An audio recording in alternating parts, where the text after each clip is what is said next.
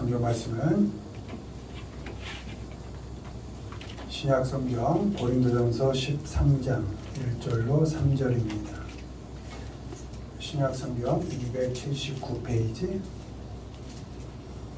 고린도전서 13장 1절로 3절까지 말씀 한 목소리로 읽습니다.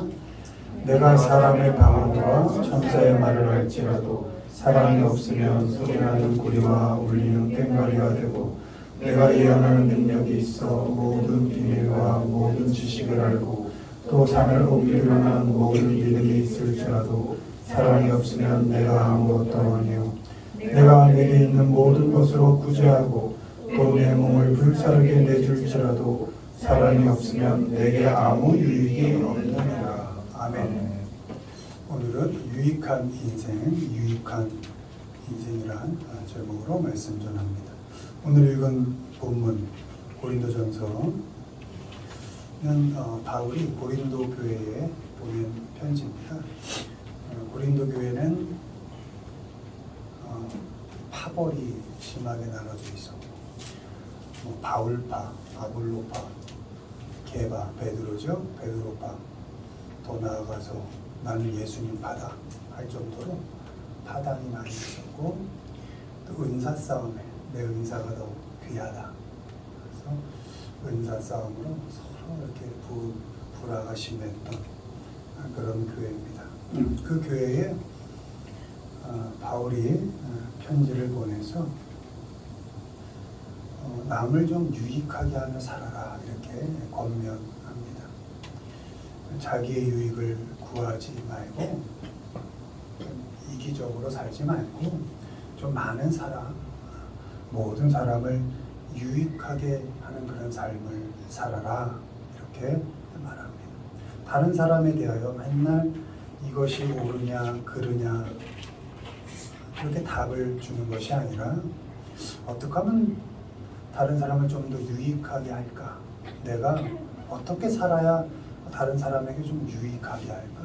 내가 어떻게 살 때 이 고린도 교회가 좀 더 유익하게 될까? 이걸 좀 고민하면서 살아라. 옳음이 뭔지, 정답이 뭔지 맨날 이런 거 따지지 말고 네가 사는 그 삶의 흔적들을 통해서 그 공동체에 또 다른 사람들에게 얼마나 네가 유익을 주는 인생인지 좀 고민하면서 살아라 이렇게 권면하고 있습니다. 그렇게 타인에게 유익한 인생을 살 때 너도 유익한 인생이 된다 이렇게 말하고 있습니다. 이 시간에는 바울이 준 그 말씀을 통해서 어떻게 하면 하나님의 우리가 자녀로서 다른 사람을 유익하게 할 뿐만 아니라 나도 좀 유익한 인생을 살 수 있는지에 대해서 살피는 시간을 갖겠습니다. 1번 보시죠. 읽습니다. 사랑이 유익이다. 내가 예언하는 능력이 있어 모든 비밀과 모든 지식을 알고 또 산을 옮길 만한 모든 믿음이 있을지라도 사랑이 없으면 내가 아무것도 아니요 내가 내게 있는 모든 것으로 구제하고 또 내 몸을 불사르게 해줄지라도 사랑이 없으면 내게 아무 유익이 없느니라. 아멘. 바울은 먼저 사랑이 유익이다 이렇게 말하고 있습니다. 사랑하는 사람만이 유익한 인생을 살 수 있다. 능력이 있어도 믿음이 있어도 사랑이 없다면 넌 아무것도 아니다 이렇게까지 얘기합니다. Have not love입니다. 네가 무슨 짓을 해도 너에게 사랑이 없다면 넌 nothing이다. 넌 아무것도 아닌 것이다. 사랑이 없으면 내가 나란 사람으로 또 나답게 존재할 수 없다. 사랑 없이 사는 것은 내가 누군지도 모르고 사는 것이고 왜 사는지도 모르게 그냥 세월 흘려보낼 뿐이다. 사랑이 없으면 내가 나로 살 수 없고 내가 아무것도 아닌 것이기 때문에 내 인생을 유익하게 만들고 싶지만 너가 없기 때문에 너 인생은 유익하게 살 수 없게 된다. 때문에 사랑이 너의 인생을 유익하게 만든다. 이렇게 말하고 있습니다. 사랑이 없으면 우리가 자식을 기르지만 부모는 부모답지 못하게, 부모답게 살지 못합니다. 자식이 자식다워서 상황과 형편이 돼서 자녀를 품고 사랑하며 사는 부모는 없습니다. 못난 자식 그대로, 내 마음에 들지 않는 자식 그대로를 품고 어렵지만 힘든 조건 속에서도 사랑하는 것입니다. 그럴 때 내가 부모로 존재하는 겁니다. 자식을 키우며 자식만 키우는 것이 아니라 나도 나로 자라는 겁니다. 나도 자라고 나도 커가는 겁니다. 나에게도 유익한 결과가 나오는 것입니다. 사랑이 없으면 자녀는 자녀답게 살지 못합니다. 부모가 부모다워서 존경할 만해서 부모를 사랑하는 자녀는 없습니다.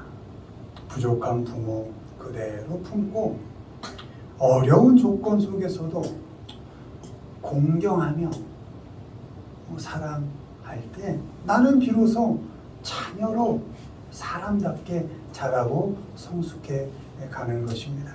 내 안에 사랑이 있을 때 비로소 나는 내 인생을 유익하게 살아갈 수 있습니다. 능력 구하십니까? 그 능력에도 사랑이 있어야 합니다. 믿음 강하게 갖고 싶으십니까? 그 믿음에도 사랑이 있어야 합니다. 그래야 내가 나로 나답게 살 수 있는 그런 유익한 인생을 살 수 있게 되는 것입니다. 천사의 말을 해도 산을 옮길 만한 믿음이 있어도 네가 누구를 위하여 몸을 다 불사르게 내어줄지라도 그 안에 사랑이 없으면 넌 아무것도 아니다. 많은 사람들이 주의 이름으로 선지자 노릇할 수도 있고 주의 이름으로 귀신을 쫓아낼 수도 있고 주의 이름으로 많은 기적을 일으킬 수도 있다. 마태복음 7장 22절 23절에 그렇게 기록되어 있습니다.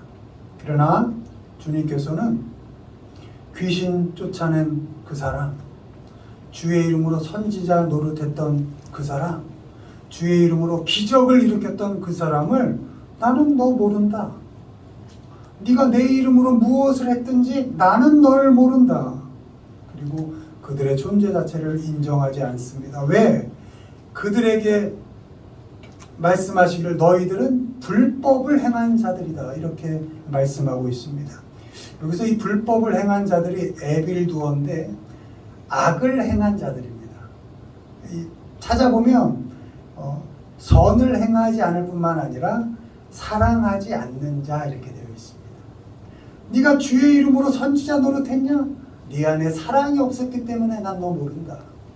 네가 내 이름으로 기적을 행했느냐? 아니, 그 안에 사랑이 없었기 때문에 난 결코 너를 모른다.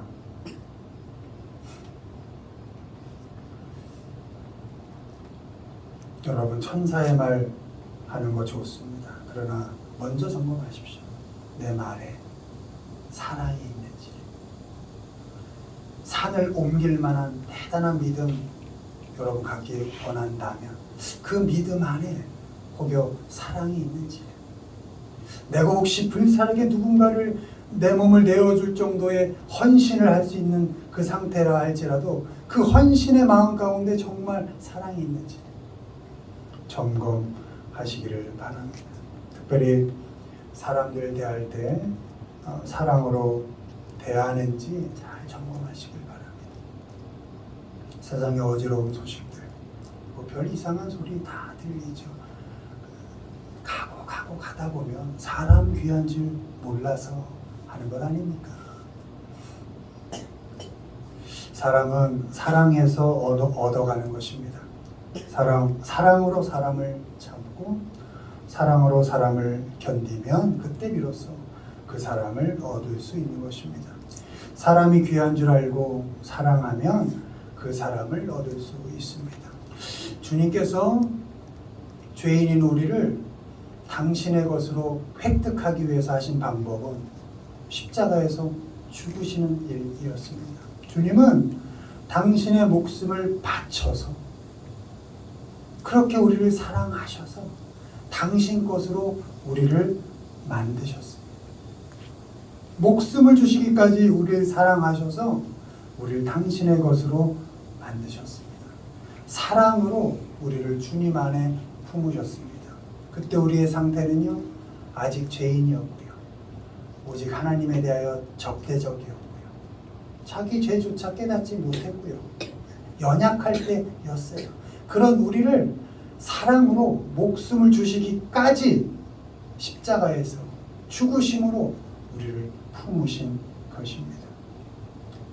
요한복음 13장 1절, 유월절 전에 예수께서 자기가 세상을 떠나 아버지께로 돌아가실 때가 이른 줄 아시고 세상에 있는 자기 사람들을 사랑하시되 끝까지 사랑하시니라. 아멘. 이제 아버지께로 돌아가실 줄 아시고 남은 사랑 끝까지 자기 사람들을 사랑하셨다. 이렇게 기록되어 있습니다. 사랑은 사랑을 주어서 얻는 것입니다. 가시가 있는 사랑, 아픔이 있는 사람, 더 많이 사랑해서 품는 것입니다. 사랑이 없으면 나란 인생이 아무것도 아닙니다. 사랑이 없으면 그 어떤 것도 얻을 수 없습니다. Have not love, I am nothing. 사랑이 없으면 난 아무것도 아닙니다. Gain nothing. 사랑이 없으면 어떤 것도 얻을 수 없다. Gain nothing입니다. 여러분, 유익한 인생, 무언가를 얻어가는 인생을 살고 싶으십니까? 다 뒤로 하고 무엇을 하든지, 무슨 말을 하든지, 무슨 행동을 하든지 그 안에 정말 사랑이 있는가를 점검해야 합니다. 그럴 때 비로소 내가 나로 살 수 있는 유익한 인생, 무언가를 개인 얻을 수 있는 유익한 인생을 비로소 그때야 살 수 있게 되는 것입니다. 사랑 없으면 나란 인생 아무것도 아니고 그 어떤 것도 얻을 수 없습니다.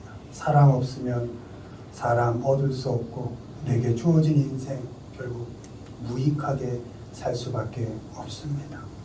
Have not love, I am nothing. Have not love, I gain nothing. 바라기는 사랑해서 하나님의 사람답게 살아가시기를 바랍니다. 주님께서 우리에게 마지막 명령 주신 것 2개밖에 더 있습니까?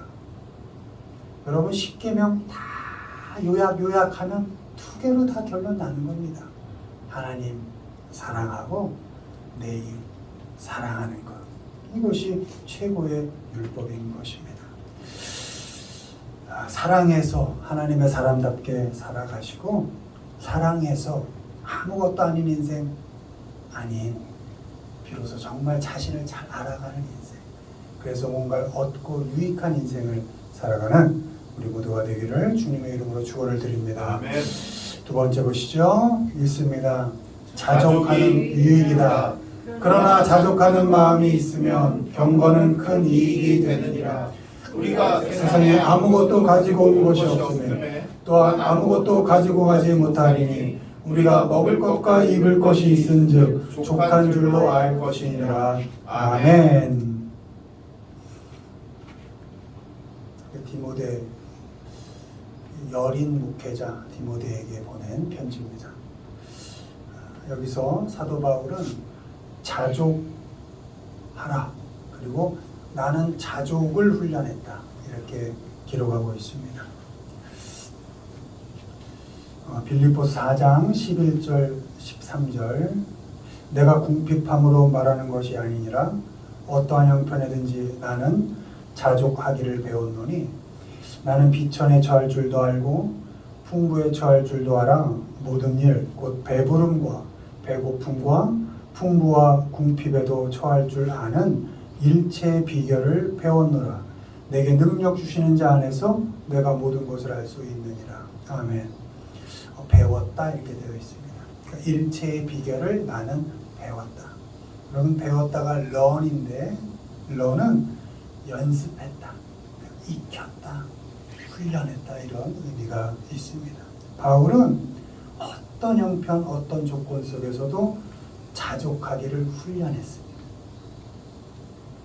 비천하고 궁핍한 그런 좌절에 빠지고 절망할 수밖에 없는 그 형편, 그 형편뿐만 아니라 배부르고 풍부한 상황, 교만하고 자만할 수밖에 없었던 그 상황, 그 속에서도 자족을 연습했고 익혔고, 익힌 문제 풀듯이 익혔고 훈련했습니다. 물론 이것이 쉽진 않았습니다. 바울은 교만하기가 더 쉬웠던 사람입니다. 너무 많이 배운 사람이었고 신분으로도 대단한 위치에 있었던 사람이었기 때문에 굳이 자족할 필요가 없었던 사람이었습니다. 그 당시만 해도 계급사회 아니었습니까? 그래서 바울은 이 자족이 자신의 능력으로는 안 되었다라고 고백합니다.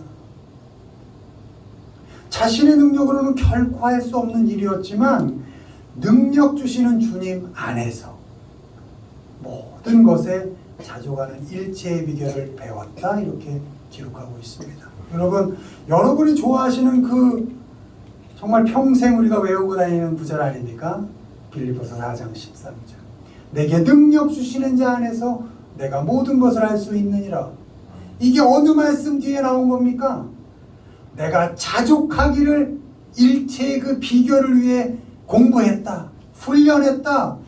그러나 나는 할 수 없었던 그것을 내게 능력 주시는 자 안에서 내가 할 수 있었다.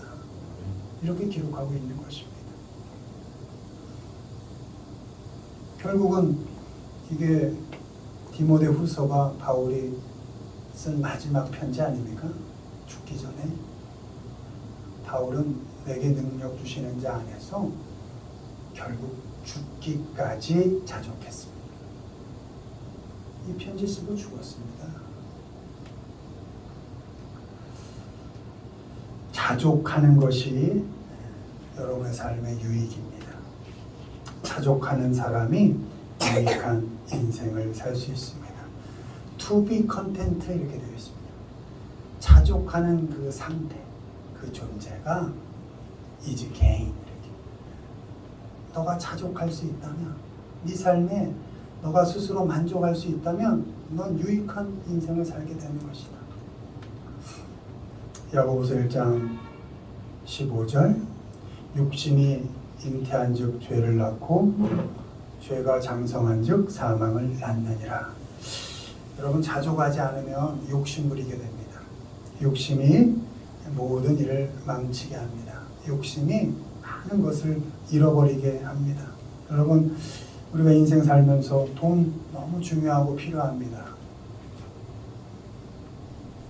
돈이 주는 매력이 있습니다. 사고 싶은 거 살 수 있고 먹고 싶은 거 먹을 수 있고 사람과의 교제를 만났을 때 원만하게 하고 너무 궁핍하지 않아서 그래도 밥 먹고 자식에게 사주고 싶은 거 사주고 돈이 얼마나 매력이 있습니까? 정말 필요한 것이고 성실하게 여러분 돈을 잘 벌어야 할 것이고 지혜롭게 잘 투자해서 이 자본주의 사회를 사는데 그 매력 있는 필요한 돈 정말 성실하게 잘 벌어야 할 것입니다. 그러나 돈이 아무리 귀하다 해서 돈이 삶의 기준이 되어서는 안 됩니다. 돈을 기준으로 삼고 돈의 욕심을 부리기 시작하면 결국 망합니다. 사람은 천하보다 귀한 존재이기 때문에 돈으로 소유할 수 있는 것을 다 가져도 끝내는 만족하지 못합니다. 왜? 내가 그 소유할 수 있는 그 무엇보다도 난 더 큰 존재이기 때문에 결코 인생은 소유하는 것으로 내 존재의 의미를 채울 수가 없습니다. 만족할 수가 없습니다. 소유가 여러분의 인생을 의미 있게 만들지 못합니다. 아니, 내가 의미를 찾지 못합니다. 때려 가져도. 디모데전서 6장 9절 부하려 하는 자들은 시험과 올무와 여러 가지 어리석고 해로운 욕심에 떨어지나니 곧 사람으로 파멸과 멸망에 빠지게 하는 것이라. 불만족 속에 욕심이 생기고 그 욕심이 죄를 낳고 욕심 때문에 생긴 죄가 다 죽입니다. 일 죽입니다. 그러면 욕심 생기면 일 잘할 것 같죠? 일 망가집니다. 관계 죽입니다. 결국에는 나 자신까지도 죽입니다. 무엇을 가져서 만족할 수 있다는 착각을 가능한 빨리 버려야 합니다. 어떤 상황과 형편과 조건 속에서도 자족을 훈련해야 합니다. 그래야 is gain. 자족하는 게 정말 얻는 인생이다. 말씀이 그렇게 기록하고 있습니다. 자족하면 정말 큰 것을 얻을 수 있습니다. great gain.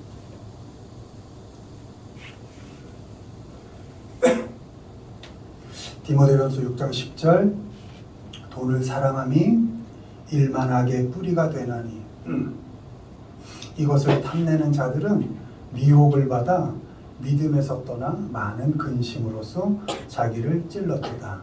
아멘. 여러분, 자족하면 어떤 유익이 있느냐?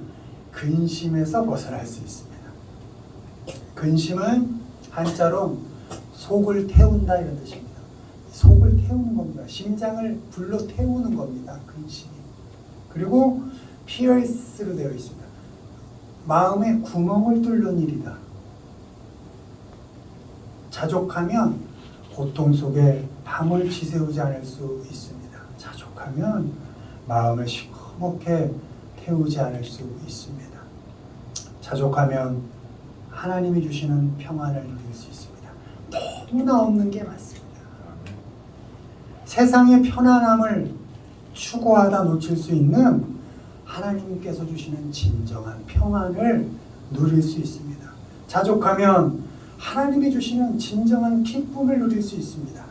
세상의 재미 추구하다가 놓칠 수 있는 하나님만이 주실 수 있는 진정한 기쁨을 누릴 수 있습니다. 자족이 우리에게 유익입니다. 자족하면 정말 많은 것을 얻을 수 있습니다. 무엇을 가져야 유익하다는 생각을 조금씩 내려놓으시고, 한 번에 버리기 어렵죠.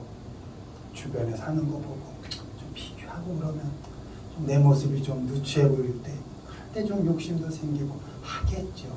한 번에 내려놓을 수 없을 겁니다. 그러나 조금씩 내려놓는 겁니다. 무엇을 가져서 유익하다라는 생각을 조금씩 버리고 오늘을 자족함으로써 하나님께서 주시는 진정한 평안을 개인 획득하시고 하나님께서 주시는 진정한 기쁨을 개인 얻어가시는 우리 모두가 되기를 주님의 이름으로 축원을 드립니다. 아멘. 말씀 맺습니다. 무엇이 유익한 인생이냐? 사랑하는 것이 유익한 인생입니다. 언제나 무슨 일에든지 누구든지 사랑하기로 작정하십시오. 자족하는 것이 유익입니다. 어떤 형편 속에서도 자족하기를 훈련하십시오. 그냥 얻어지는 것 아닙니다. 익히고 연습 문제 풀듯이 훈련하고 익히십시오. 그렇게 사랑하시고 자족하심으로 주님 안에서 유익한 인생, 잃어버리는 인생이 아니라 획득해가고 복된 인생을 누리며 살아가는 우리 모두가 되기를 주님의 이름으로 축원을 드립니다. 아멘.